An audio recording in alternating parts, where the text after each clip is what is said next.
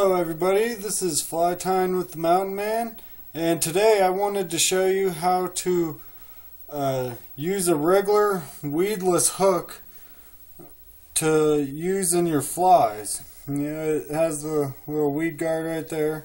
I like to use them for bass flies. This is a size 2 hook with a weed guard on it.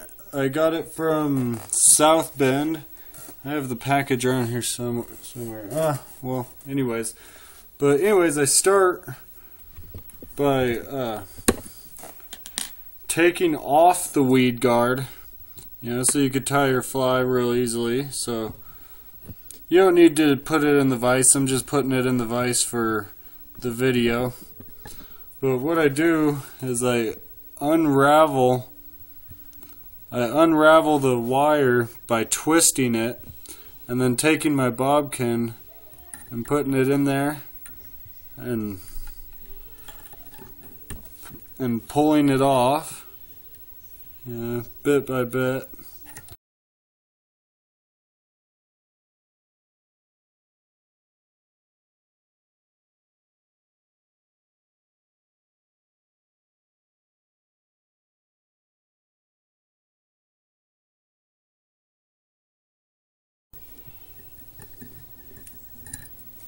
Okay, there we go. I got that off. Now you just pull the actual weed guard out of the eye of the hook. So that's just a regular hook. And the hook is actually pretty heavy.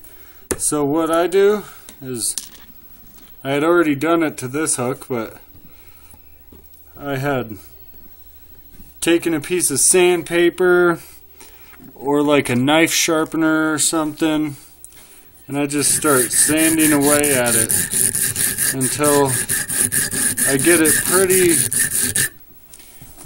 it pretty light, which I had already done with this one. I got it was quite a bit lighter just by doing that. I probably dropped almost half the weight of the hook just by sanding it like this. I don't like to sand around the bend of the hook, just because of the coating that's on it keeps it from rusting. And because it rusts, I like to take my head cement and put a coat of head cement on it so that it doesn't rust when you use it. You want to coat the entire thing that you had sanded. And then I'll kind of wipe most of it off. I'll leave quite a bit on there, enough to keep it coated. And that head cement will keep it from rusting. And then you're going to want to let it dry, or you could just take the weed guard back. The weed guards on this barely touch the end of the hook. I like to put it around the barb for when you're bass fishing, so that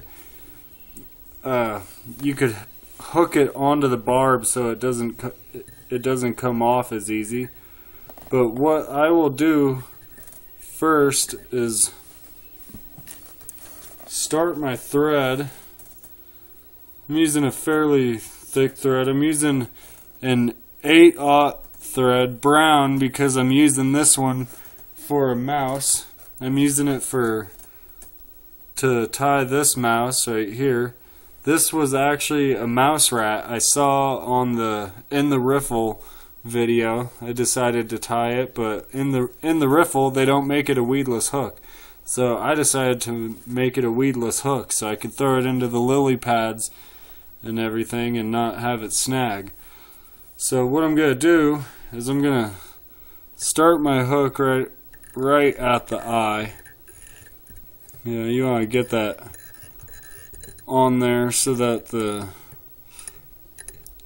little bars of the weed guard don't slide around on you.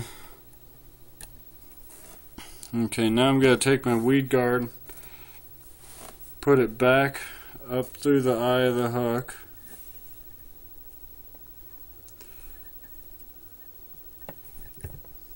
I should have brought You gotta bring it all the way back to the eye. And then I'm gonna wrap or tie those on top like they were to begin with. And at first before you do this, you're gonna want to tie your fly so the weed guard is out of the way. But right before you put the head on the mouse, you put the weed guard back on, then you do the head.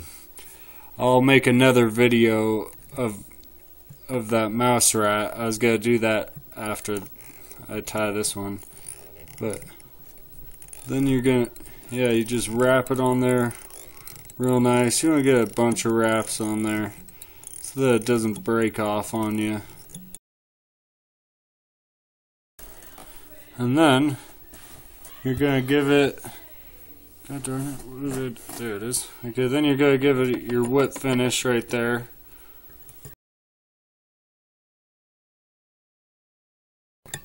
I'm only gonna do 3. Just to keep the thread thin there. Okay. Snip your thread. And then head cement it. And that is how you get your weed guard on there. And when you head cement it, make sure this is straight so that it stays in place. Otherwise it moves back and forth. As you can see, it just moves back and forth. I mean, I guess that's not too important because even if it does come out, it's going to hit the back of this and you could just push it back in. But I would rather not. So there you have it. That's your weed guard. And enjoy your fishing.